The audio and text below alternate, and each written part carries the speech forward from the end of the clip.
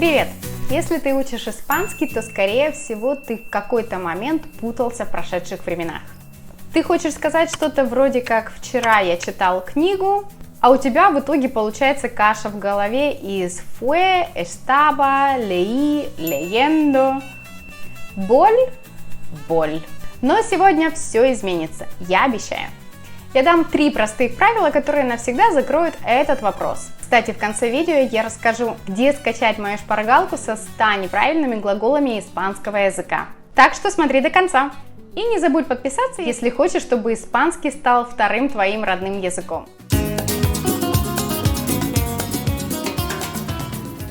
Ошибка многих новичков, тех, которые только начинают учить испанский язык с нуля и в большинстве случаев самостоятельно, думают, что прошедшее время существует 1-2, и там все закончилось. На самом деле это не так, испанский язык намного богаче, и когда мы углубляемся в изучение этого языка, мы понимаем, что вот-то и ступор, как здесь быть, где в каких случаях что применять, и начинается полнейшая каша. Поэтому важным моментом будет, особенно на начальных этапах, сразу разобраться, когда применять какое время.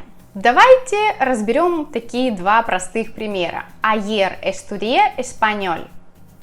Вчера я учила испанский. Что здесь? Здесь факт события, то есть действие произошло.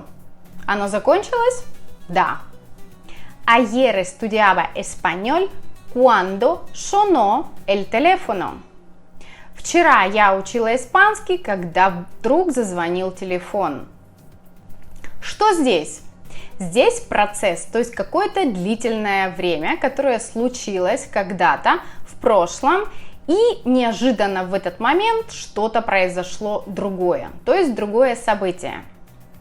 Здесь я не буду углубляться в грамматику, у меня были уроки на эту тему на примере другого испанского глагола, поэтому ссылку вы сейчас видите где-то тут вверху, а также я ее оставлю в описании. У меня было несколько разборов по разным временам, поэтому, пожалуйста, смотрите, кто еще плавает в этой теме.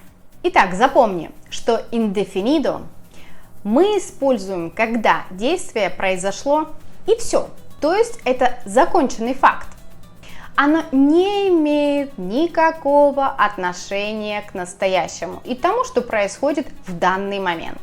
Imperfecto мы используем, когда описываем процесс. Что-то длилось, либо происходило в прошлом. И это заняло какое-то время. А теперь твоя задача. Напиши в комментариях фразу «Когда я шел по улице, пошел дождь». В испанском есть волшебные слова, которые сразу дают понять, какое слово лучше всего подойдет в той или иной ситуации, когда мы хотим что-то описать. Например, indefinido – это законченное действие. Здесь такими словами-маркерами, как я их называю, будут ayer – вчера, el año pasado – в прошлом году, hace una semana – неделю назад и так далее.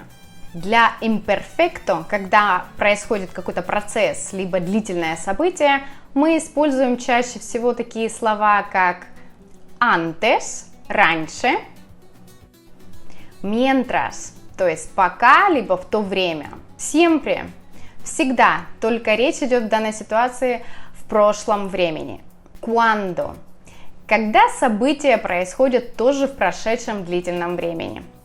Давай сыграем. Я говорю слово, а ты подбираешь, какое время ему подходит. Готов? Anteayer. Indefinido или imperfecto? Пиши в комментариях. В русском языке мы можем сказать «я жила в Барселоне 3 года назад». Но вот в испанском так не получится. Не все так просто. Сравни. Viví en Barcelona 3 años. Что здесь? Здесь законченное действие, не правда ли? А вот теперь, если я скажу «Vivía en Barcelona 3 años», что здесь? Здесь какой-то процесс, но его контекст не завершен. То есть здесь в этой фразе я что-то не договариваю. Если меня не перебьют, то, скорее всего, я продолжу свой рассказ, либо это предложение, и дам, скорее всего, более подробную информацию. Как запомнить эти времена? Представь, что indefinido это точка, то есть конец события. Мы поставили точку. А imperfecto это линия, которая означает процесс, либо длительное время. То есть, если ты в предложении можешь сказать «все», то это indefinido. Если ты хочешь продолжить обсуждать эту тему и давать более какие-то уточняющие подробности, то здесь стоит применить imperfecto. Давай теперь закрепим эту информацию.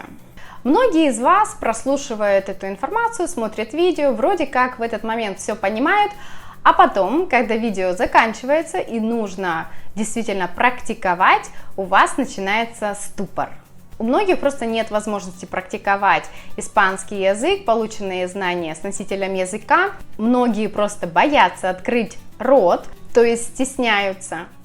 Но как показывает практика на просторах интернета, когда нас никто не видит, не знает, кто мы такие, чем мы занимаемся, не могут нас осудить, мы более свободны в своих изложениях, поэтому нам становится намного легче и проще обсуждать малознакомые нам темы, поэтому приглашаю провести небольшую практику. Выбери правильную форму глагола и напиши в комментариях твой ответ. Я обязательно прочитаю и дам тебе обратную связь. Если есть ошибки, я их тоже исправлю и объясню тебе, почему нужно применить другое время, а не то, которое ты написал. Ayer al cine con mis amigos.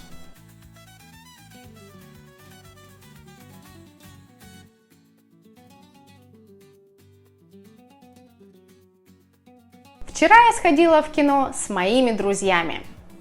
Первый вариант fui, второй iba.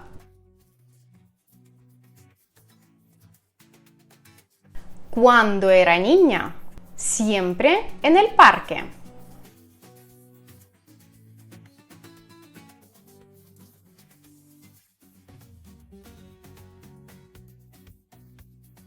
Здесь jugué или jugaba.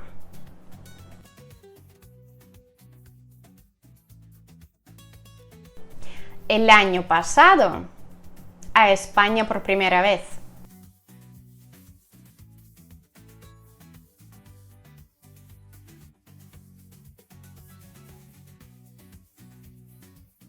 В прошлом году я посетила Испанию в первый раз. Viajé или viajaba.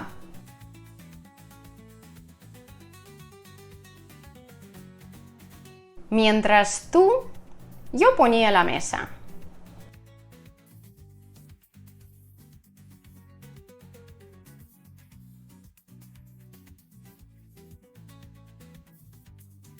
Пока ты готовил, я поставила приборы на стол. Cocinaste, cocinabas.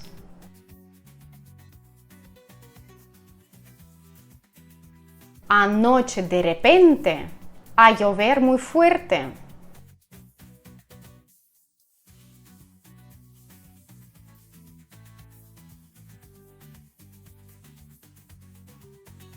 Вчера неожиданно ночью начался сильный дождь. Empezó, либо empezaba.